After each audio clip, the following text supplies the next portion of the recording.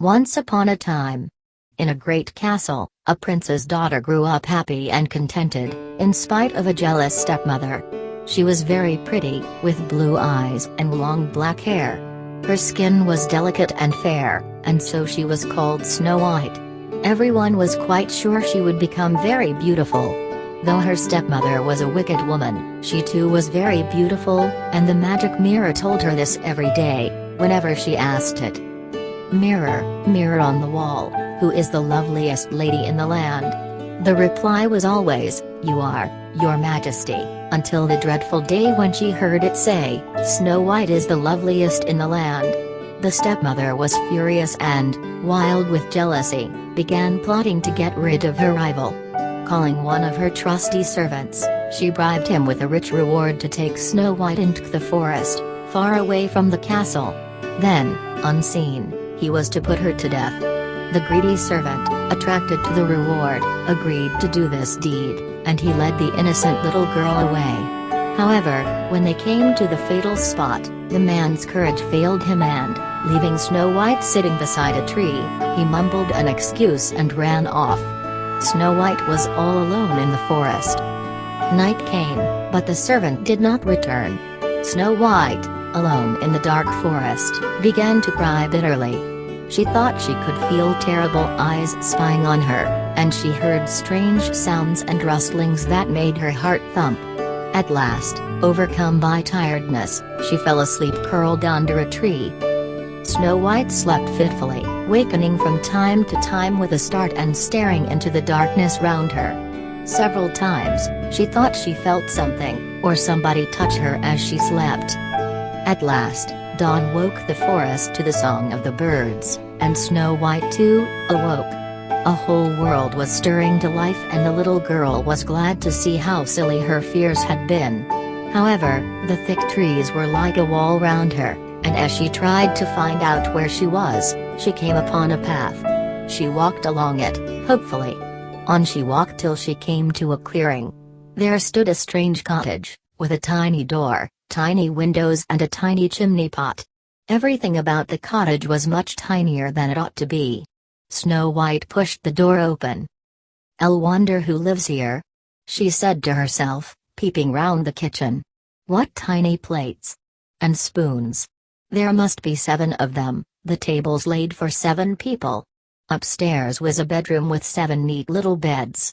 Going back to the kitchen, Snow White had an idea. "I'll make them something to eat. When they come home, they'll be glad to find a meal ready." Towards dusk, 7 tiny men marched homewards singing. But when they opened the door, to their surprise they found a bowl of hot steaming soup on the table, and the whole house spick and span. Upstairs was Snow White, fast asleep on one of the beds. The chief dwarf prodded her gently. "Who are you?" he asked. Snow White told them her sad story, and tears sprang to the dwarf's eyes. Then one of them said, as he noisily blew his nose, "Stay here with us." "Hooray!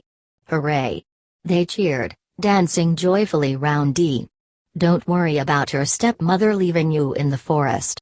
We love you and we'll take care of you." Snow White gratefully accepted their hospitality, and next morning the dwarfs set off for work. But they warned Snow White not to open the door to strangers. Meanwhile, the servant had returned to the castle, with the heart of a roe deer. He gave it to the cruel stepmother, telling her it belonged to Snow White, so that he could claim the reward. Highly pleased, the stepmother turned again to the magic mirror. But her hopes were dashed, for the mirror replied, "The loveliest in the land is still Snow White, who lives in the 7 Dwarfs' cottage, down in the forest." The stepmother was beside herself with rage. "She must die! She must die!" she screamed. Disguising herself as an old peasant woman, she put a poisoned apple with the others in her basket. Then, taking the quickest way into the forest, she crossed the swamp at the edge of the trees. She reached the bank unseen, just as Snow White stood waving goodbye to the 7 dwarfs on their way to the mine. Snow White was in the kitchen when she heard the sound at the door, knock.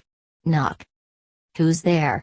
she called suspiciously, remembering the dwarf's advice. "I'm an old peasant woman selling apples," came the reply. "I don't need any apples, thank you," she replied. "But they are beautiful apples and ever so juicy," said the velvety voice from outside the door. "I'm not supposed to open the door to anyone," said the little girl, who was reluctant to disobey her friends. "And quite right too. Good girl. If you promised not to open up to strangers, then of course you can't buy. You're a good girl indeed." Then the old woman went on.